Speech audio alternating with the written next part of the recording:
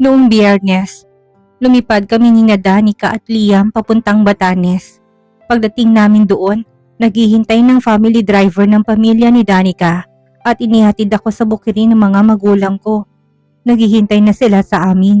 Nagpaalam ako kay Danica dahil kailangan din niyang makasamang mga magulang niya habang naroon siya at nagkasundo kaming nadalaw siya kinabukasan. Anak! Salubong ng mama ko para yakapin ako. Luhaan na siya kahit wala namang dapat iyakan. Ma, sobrang na-miss ko kayo. At ang baby ni Lola. Halika dito, pil yung baby ko. Kinuha ni mama si Liam mula sa mga bisig ko. At sinamantala ko namang yakapin si papa. Anak, ang sarap sa pakiramdam na nandito na kayong dalawa. Hindi ka man lang nagpasabi. Sana nakapaghanda tayo. Salamat po pa, ang sarap pong makauwi. Saka hindi naman po kailangan ng handa, nandito lang kami ni Danica para mag-unwind. Nakakasakal din po kasi ang buhay sa syudad at para makita din ni Liam ang bukid bago niyo po ito ibenta. Pumasok na tayo, gabi na. Bukas mo pa makikita ng buo ang bukid. Masiglang sabi ni Papa kay Liam. Bukas ipapakita ko sa yung mga pato sa kanal. Pumasok kami at nakahain ng hapunan. Tinolang native na manok at may hinog na papaya. Umupo kami at sabay-sabay na kumain. Grabe, na-miss ko talaga itong ganitong eksena. Naparami ang kain ko dahil iba talagang lasa ng native na manok kumpara sa nabibili sa supermarket. Nakatulog si Liam sa mga bisig ng lola niya. Kaya dinala niya ito sa kwarto bago bumalik at umupo sa sala. Kasama namin ni Papa. Mabuti na lang at maaliwalas ang dati kong kwarto. Malamig sa bukid kaya hindi na kailangan ng aircon. Ang gamit lang doon ay ang luma kong electric fan na hanggang ngayon ay maayos pang takbo. Kumusta ng buhay mo sa malaking syudad, anak? Tanong ni Papa, may ngiti ang tanong. Mabuti naman po pa. Marami na ako naging kaibigan. Iba talaga kaysa dito. Karamihan ng tao doon. Hindi mahalaga kung may pera ka o wala. At hindi ko nararamdaman ng panghusga bilang isang single mom. Hindi tulad dito noon. Siyempre may masama pa ring tao na mapanghusga, pero ang dami kong mabuting kaibigan. Maraming tita at tito si Liam doon, masaya kong sagot. Dati kami lang ni Danica, ngayon isang barangay na sila. Magandang marinig yan, anak, sabi ni Mama. Miss ka na namin pero halatang hindi ka talaga para dito. Mukhang mas masaya ka sa syudad. Pero miss ko na rin ang bahay, miss ko kayong dalawa. Tugon ko ng tapat. Miss ka rin namin. Pero anak, kailangan mong mabuhay para sa sarili mo. Hindi para sa amin. Paliwanag ni Papa. Malaki ka na at may Liam ka na at tiwala kami sa mga desisyon mo. Sa mga kaibigan mong yan, may nobyo na ba? Tanong ni Mama, nakangiti at may halong pananabik. Napakaganda mo at bata ka pa, anak. Hindi ako maniniwala na walang nagtangkang manligaw sa'yo doon. Ay ma, meron po, pero komplikado. Laging komplikado sa inyo, mga babae kayo eh. Kahit hindi naman komplikado, pinapakomplikado nyo pa rin. Biro ni Papa na nakangiti. Alam mo ba, nagsimula kami magligawan ng nanay mo sa tago. Mga halik lang. Sine, pero ayaw pa rin niya maging opisyal. In love na in love ako sa kanya hanggang ngayon. Gusto ko na siyang pakasalan pero lagi niyang iniwasan ang usapin tungkol sa kasal. Kaya isang araw, bigla na lang ako nagpunta sa bahay nila. Wala siya pero kinausap kong tatay niya. Ang lolo mo. Sinabi kong gusto ko siyang ligawan at seryoso ako. Ginawa mo yun pa? Gulat kong tanong. Hindi pa nila kinakwento kailanman kung paano sila nagkakilala o nagsimula. Marahil hindi lang namin napag-usapan talaga dahil abala kami sa eskwela at kabuhayan. Oo, at pag uwi niya, nakita na lang niya ako nakaupo sa sala. Kasamang tatay niya. Galit na galit siya. Tumayo agad si lolo mo at sinabing gamit ang formal na boses niya. Anak, gusto kang ligawan ng binatang ito. Pero sinasabi ko na agad, kung maniligaw siya, dapat magpakasal kayo. Ayoko nang matagalang ligawan. Ginaya ni Papa si lolo at sabay tawa dahil kuwang-kuwa niya pati galaw. Galit na galit talaga ako noon, wala akong sinabi. Dumiretso ako sa kusina. Kinuha kong walis, bumalik ako sa sala at hinabol ko siya palabas. Natatawang kwento ni Mama at tumagalpak din sa tawa si Papa. Baliw na baliw ako sa kanya. Mas lalo pa akong natiyak na siyang gusto kong pakasalan. At nagkatotoo nga, sabi ni Papa, buong yabang. Something does not add up, kaya nagtanong pa ako, Bakit mo siya hinabol, ma? Kasi ayaw ko magpakasal. Yung kapatid ko kasal na, pero minamaltrato siya ng asawa niya. Lalaking macho, hindi pinapalabas si ate. May kabit palagi. Ngayon tingnan mo, kung makikita mo lang ang dati niyang itsura, hindi mo akalain kung gaano kasamang ugali niya noon. Ayoko ng ganong buhay. Kaya gaya mo rin, ipangako ko sa sarili kong hindi ako makikipagrelasyon. Pero dumating ang tatay mo at ginulo ang lahat ng plano ko sa buhay. Buti na lang, hindi ba ma? Ngiti ko sa kanya. Oo, mapilit ang tatay mo at sa huli, napilitan akong pakasalan siya. Anak, kung mabait ang lalaki at gusto mo siya, wala nang ibang mahalaga. Huwag mo sayangin ang kaligayahan. Payo ni Papa. Mahal ba niya si Liam? Kasi isa yon sa mga bagay na kailangan mong siguraduhin. Kawawang apo ko kung hindi siya tanggap na lalaking yan. Napangiti ako. Gustong gusto siya ni Liam. Lahat ng hiling ng bata sinusunod niya. Minsan nga mas spoil pang apo niyo sa kanya kaysa sa amin ni Danica eh. Eh di ano pang problema? Tanong ni Papa. Komplikado pa. Pwede po ba bukas na natin pag-usapan? Gabi na po kasi. Pakiusap ko. Siyempre anak, kapag handa ka, matulog na tayo. Bukas gusto ko kayong ipasyal sa bukid at ikaw at ang apo ko. Sabi ni Papa sabay halik sa tuktok ng ulo ko. Gaya ng dati, kinabukasan maaga kaming nagising. Ang kanta ng tandang ang hudyat na nagsimula ng buhay sa bukirin. Ang bango ng kape ni Mama ay bumalot sa buong bahay. Kuha yun mismo sa mga tanim naming kape. Tuwang-tuwa si Liam dahil isinama siya ni Papa sa maliit na kulungan para tumulong sa paggatas ng baka. Pagbalik nila, may milk mustache ang bata at may hawak na asul na mug. Akala ko nga ay matatakot sa baka, pero hindi daw natinag, sabi ni Papa. Umupo kami lahat sa mesa para mag-almusal habang pinakikinggan ang huni ng mga ibon. Maluwag at komportable ang bahay na yon. Malawak ang mga bintana at malayang pumapasok ang preskong hangin at liwanag ng araw.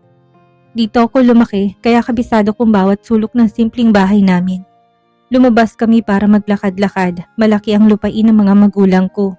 May iba't ibang punong namumunga, gulayan na may sari-saring pananim, kulungan ng baka, babuyan na may 2 baboy, at koral ng mga manok.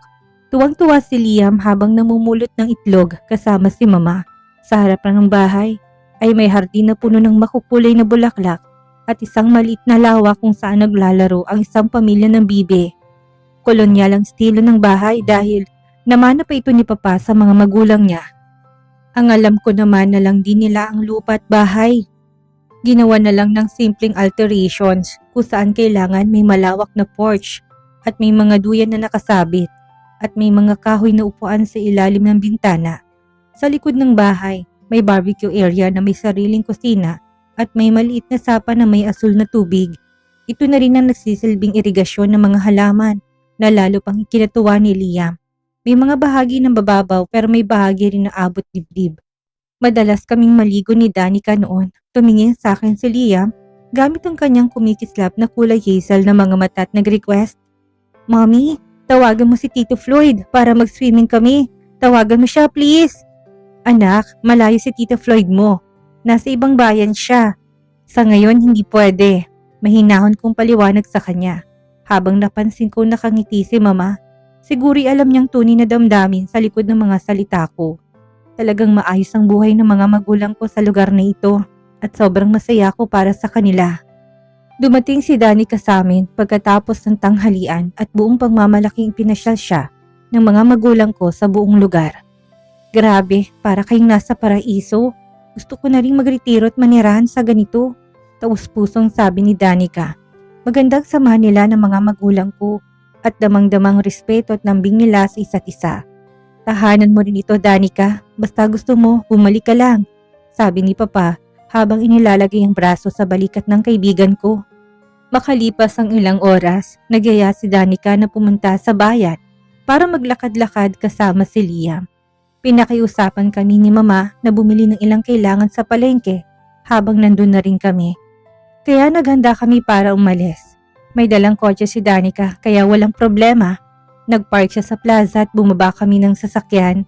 Bumili kami ng popcorn at naupo sa tabi. Pinagmasdan ng paligid habang nagkwekwentuhan na para bang bumalik kami sa kabataan namin. Nag-ikot-ikot kami tila walang nagbago pati ang mga mapanirang dila na dati ring bumabati ko sa akin. Tinatawag akong ligaw at anak ko raw ay anak sa labas ay naroon pa rin. Pero hindi na ako apektado, hindi na ako tinatabla ng mapanghusgang paningin ng bayan na ito. Pumasok kami sa palengke at sinimulang bilihin ang mga nasa listahan ni Mama. Nang lumiko ako sa aisle ng mga biskwit, nakabanggaan ko si Mateo, ang ex ko. Payat na payat siya, magulong buhok at gustot ang damit. Mukha siyang wasak at walang kinabukasan at sa sandaling yon, pinasalamatan ko ang Diyos na pinalaya niya ako mula sa lalaking ito. Bumalik ka rin pala, Francesca. Akala ko matatagalan ka pa, sabi ni Mateo. May halong pangungutya sa tono. Dinala ko lang mga magulang ko, Mateo. Wala kang pakialam. Hindi sa iyong bayang ito. Sagot ko tinangkal ng pasensya. Siguro masaya ka sa Maynila. Syudad, walang humahawak sa leeg mo. Siguro kung kani-kanino ka na lang nagpapagamit. Tumigil ka nga, Mateo. Wala kang karapatang magsalita sa akin ng ganyan. Mariin kong sagot. Pero dati ako yun, hindi ba? O nakalimutan mo na akong una sa'yo? Sagot niya na ikinasuklam ko. Alam mo, Mateo, wala akong pinagsisisihan sa pagkakabuntis ko ng hindi kilalang ama ng anak ko. Dahil kahit ni isang gabi lang yon, mas naramdaman kong pagiging babae kaysa sa ilang taon kong kasama ka. Pero ang pinagsisihan ko, ang nagtagal pa ako sa relasyon natin. Wala kang kwenta. Wala kang binigay sa akin kahit isang matinong pagmamahal. Tapos niloko mo pa ako sa pinsan ko at sa sarili kong kama. Tuloy-tuloy kong buhos ng galit. Nakakadiri siya. Pokpok ka, Francesca. Buti na lang at si Brenda ang napunta sa akin, sabi niya. Puno ng galit ang mga mata. Hindi ako papayag na tapak-tapakan pa niya ako. Aba, si Brenda na nakipagsiping sa kalahati ng bayan? Pero hindi siya pokpok kasi kakilala niya lahat na nakatabi niya, hindi ba? Sarkastikong sagot. Hayop ka, bigla siyang sumugod at tinawakan ako ng madiin sa braso. Bitawan mo siya, gago ka! Sigaw ni Danica mula sa likod, buhat si Liam. Kung hindi mo siya bibitawan, ngayon din gagawa ko ng eksena dito. At pagdating natin sa presinto, alam mong ipapakulong ka ng abogado ng tatay ko. Pinitawan ako kagad ni Mateo at binigyan si Danica ng mapait na ngiti. Pero halos humusok ang mga mata niya sa galit. Alam ko, hindi niya kailanman nagustuhan ng best friend ko. Lagi niyang sinusubukang pag-awayin kami noon pa. Oh wow, nandito rin palang demonyitang best friend at ang bastardo. Aniya, walang pakundangan at yun ang huling patak para sa akin. Ano nangyayari dito? Sigaw ng may-ari ng tindahan. Huwag kang gagawa ng gulo dito, Mateo. Nakakahiya ka. Si Francesca isang matinong babae. Ikaw ang walang kwenta. Huminga ako ng malalim, tumayo sa pagitan nila at tinurong mukha ng hinayupak. Huwag mong gagalawin ng anak ko. Huwag mong gagalawin ng kaibigan ko. Layuan mo kami. At kung magkita man tayo ulit, magkunwari kang hindi mo kami kilala. Dahil hindi na ako dating Francesca. Babalatan kita ng buhay at sisiguraduhin namin ni Danica na hindi lang overnight ang stay mo sa karsel. Tumakbo palayo si Mateo at nangihina ako sa galit. Yumakap sa akin si Danica. Girl, hindi na itong buhay natin. Nandito lang tayo para sa mga magulang mo. Tumingin ako sa kanya. Punong-puno ng pasasalamat, lalo na't bit-bit niya si Liam na abala sa pagdila ng lollipop. Ninang naman, mabubulok ang ngipin ng batang yan sa dami ng pinapakain mong junk food. Sabi ko't sabay kami nagtawanan. Pagkatapos naming mamili, bumalik na kami sa bukid. Inabot din kami ng ilang oras sa bayan dahil naglibot-libot pa kami. Tinulungan ako ni Danica na buhatin ng mga pinamili at pagpasok namin sa bahay. Tinawag namin sina Mama at Papa. Nilalagay pa lang namin ang mga bag sa mesa nang biglang tumakbo si Liam at narinig kong pagsigaw niya. Tito Floyd, dumating ka! Siyempre naman, little buddy, miss na kita. Narinig kong sabi ni Floyd at parang nanghinang tuhod ko sa gulat. Pagharap ko, yakap na nilang isa't isa. Nakangiti ng malaki si Mama. Si Papa ay halatang nagulat at si Danica ay natulala habang si Richard ay papalapit sa kanya. Sa palagay ko ay pareho kaming biglang nawalan ng focus. Anong ibig sabihin nito, Richard? Tanong niya ng seryoso. Hindi niya man lang niyakap ang nobyo niya. Ano pa nga ba? Hindi na namin kinayang malayo sa mga nobya namin. Lalo na kay Liam, kaya nandito kami. Ang ganda pala dito. Sagot ni Richard na para bang napaka-natural lang ng lahat.